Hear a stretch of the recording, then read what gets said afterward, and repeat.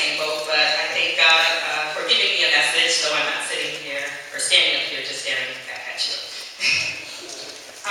So yesterday, my husband surprised me with going on a trip to New York, and so I had time on the train and wait for my son. It was hard, but I got through it. To prepare some notes for what I originally thought I would be giving today. But while I was sitting on the train, we had 3 hours. We napped a little bit because we were very blessed to have some lead time from our daily schedule. And this question kind of popped into my spirit. And the question was, how do we reconcile our modern day lifestyle with the practices and commandments made in biblical times? So I suspect that our daily lives differ in many ways from the lives of the Israelites. We're no longer nomadic. We no longer live under the law. Often today's modern woman is a woman on the go, juggling multiple responsibilities inside and outside of her home. So with all the advancements of modern times, how do the practices translate?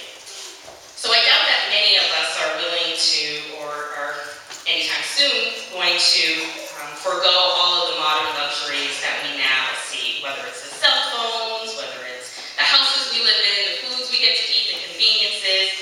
We're probably not going to join our brothers and sisters in the Amish community anytime soon and forego all of those. So I was thinking about a couple of instances in the Bible where, not that there's not a misalignment, but you wonder, how am I actually going to practice that in this modern time? And so I'm going to just give a couple of examples. 1 Thessalonians 5:17 talks to us about praying continually. Busyness of life can leave us with little downtime, so how do you constantly pray? So this was originally what I thought going to be the message I was going to speak to you all today about. And it was about applying the tithing rule to my prayer life. I was setting myself out on a challenge. What if I spent at least 10% of my day praying? So 10% of your day, there's 1,440 minutes in the day. So take the 10%, that's 144 minutes or 2 hours and 24 minutes. Still, that seemed like a large feat. Given my new role as a mother, I am busy from 7 a.m. in the morning to 7 a.m. the following day. He is not sleeping through the night. But often we've heard and we've been taught that prayer doesn't need to be long. It can be a few minutes, short seconds. And so I started to think, how can we apply in our busyness of our daily life and keep committed to praying continually? So I thought about the little ways in which we can just say a quick prayer. You pray for when you wake up. You pray for breakfast and all meals that you have. For the utilities that worked that day, when you turned on the light, when you had water to shower, that your car started, or at least that the bus that you take wasn't late. You might pray through listening to the gospel music on your way to work or on your lunch break. As you enter the building of your job, thankful that God provided you with that. For when you leave your job, asking God to keep you employed so that you can get up the next day. For safe travel to and from work or anywhere that you're running your errands. For fellowship with coworkers, friends, family members. When you return home, saying a quick prayer for thanking God for keeping your shelter whole and intact. For the safe return of your family back home. For the evening meals, for the evening prayer, etc. So bit by bit, it will start to add up. So 1 Thessalonians continues to say, give thanks in all our circumstances. So while we might be busy and we don't have the time to, I'm reminded of a section of the Tasha Cobb CD talks about getting into your prayer closet. And the father who's singing on it says, you got to get up and go to work. You don't have time to be all day in the prayer closet. But can we look at our circumstances bit by bit and slowly but surely add up in our prayer life? The next one that I wanted to give an Exodus 20, 8 through 10. So Sabbath day, Saturday, is a time where we should not be doing any work. However, for many of us, that is not a luxury that we can engage in. Some of us have to work on Saturdays, the Sabbath. Some of us, as I do, take that time to clean the house, get meals prepared, all the stuff that I couldn't fit in during the week.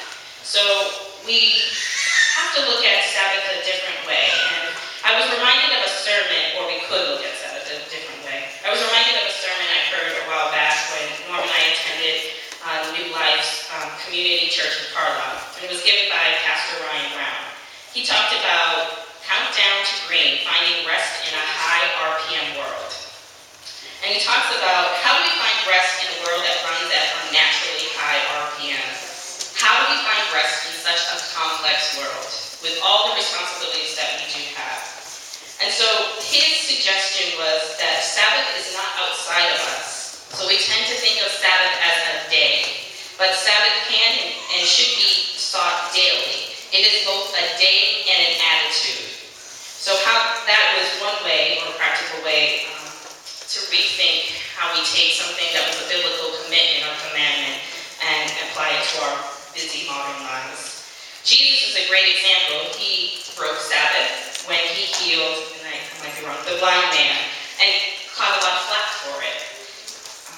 So even he found different ways in which to practice the Sabbath.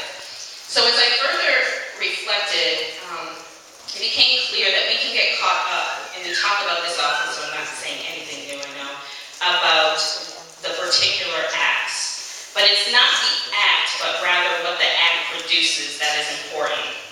In our translation of biblical practice, we need to connect to the purpose.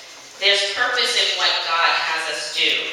It's not simply that we did the act, check it off, and we're set. We say this a lot with church. You don't just come to church so you can check it off with your weekly to-do list. But what is the purpose of coming to church?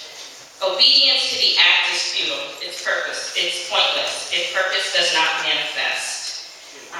So I wanted to share some my own reflection. When I was in 10th grade, I grew up, I said, in the Catholic Church, and so we had our, in 10th grade, I kind of had my, what is the word? Confirmation. Confirmation. And so part of the confirmation service was that you receive the gifts of the Holy Spirit. I attached to the gifts of wisdom and right judgment. And so I used them whenever I had a multiple choice test. And I would say, Lord, give me the gifts of wisdom and right judgment so I know which A, B, or C, or D I should choose. Now, I was committed to an act, looking at wisdom and right judgment in a very practical or straightforward sense. But really, the purpose behind receiving wisdom and right judgment was not so that the day of the test I could get the right judgment or wisdom, was that I had prepared before. So wisdom and right judgment came from not spending all that time watching TV and making sure I studied for that test. Wisdom and right judgment came from studying and making sure I was taking my notes throughout the semester so that the day of the test I wouldn't be cramming. And so I want to leave you with this, with Isaiah 55, 10 through 12.